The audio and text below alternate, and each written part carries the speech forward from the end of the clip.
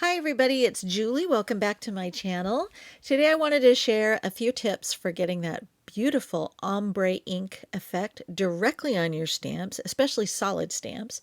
I'm working with the brand new Strawberry Fields stamp set, and I'm using some water-based dye inks. You can actually do this technique as well with pigment inks, but I'm using dye inks in this example, and this color is called grapefruit, and I'm just testing my ink right here onto some scrap paper just to make sure I'm getting nice clean impressions, and then I'm ready to go on the good stuff, and that's the Nina Solar White 80 pound. It's a nice smooth white cardstock. So I'm going to ink up once again, and I'm just doing a flat inking, and you can do it just like this and it looks good, but sometimes you want something with just a little bit more interest, just a little more artsy. So first I'm going to go ahead and stamp another set of these strawberries. If you want to do mass production, it can help to cut your quarter sheets of cardstock in half. And then all you have to do is rotate the paper. And depending on the size of the stamp, that's an easier way to fill the paper surface. And then you don't have to move the stamp on the lid of the Misty to fill up all your paper, because these are going to get die cut anyway. So now I'm going to take my larger color, or my darker color, and I'm going to use this foam blending tool. This is called a smoothie, and I love it for blending ink right on my stamp because it has a rounded edge at one end, and then it has a more pointed tip for getting into smaller, tighter areas on the other.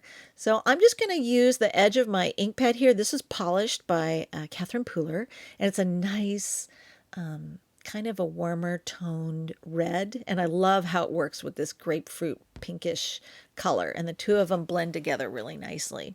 Now you could use three ink colors if you wanted to, but I'm always trying to get away with just two. But I'm going to rock and roll the edge, the rounded edge of that smoothie against the stamp and blend the ink upwards from the bottom towards the top of the stamp. And you can see where I didn't get as good a blend, maybe because I wasn't rocking it all the way up the stamp to get more of a blended effect. But it's okay because you can repeat this process as many times as you want, as long as you don't move the stamp because you're using this Misty. So I'm just going to come back and get the second set of strawberries. And this is such a great thing for mass production, to just go ahead and get all the pink ones, stamped first on those smaller pieces of cardstock, and then come back in and do the darker color. So if you were working, I don't know if I mentioned this before, but if you were working with two high contrasting colors of ink, like yellow and blue, and you started with blue and then you wanted to come in with yellow, not that you would do that, but the trick for getting the best results is always to start with your lightest color first and then come in with your darker color. But with two high contrasting colors of ink, you do want to clean off your stamps thoroughly before you switch ink colors. So I'm just going to come back in here and repeat the whole process that I did with the darker polished ink, and just try to do a better job of blending right on the stamp. And sometimes you just need to look a little bit more closely at it. I have bad eyes, and when I'm trying to keep things in camera and look at what I'm doing, that's a kind of a challenge for me because I can't always see as well unless I bring things like right up to my face, and then of course you can't see what I'm doing. So anyway, now that I've got the fruit part done, I'm going to do the stems. So I've got those positioned exactly where they need to be. These fit together kind of like a puzzle piece, which is kind of cool. And then I'm going to use the really pretty, this is almost like a bright chartreuse color. This one is called lemongrass, and it's like one of my favorite colors of green, and I definitely need to get a re-inker because my pad is starting to get dry. So it doesn't show up as well on camera when I'm filming, because those bright lights I have overhead are kind of washing it out.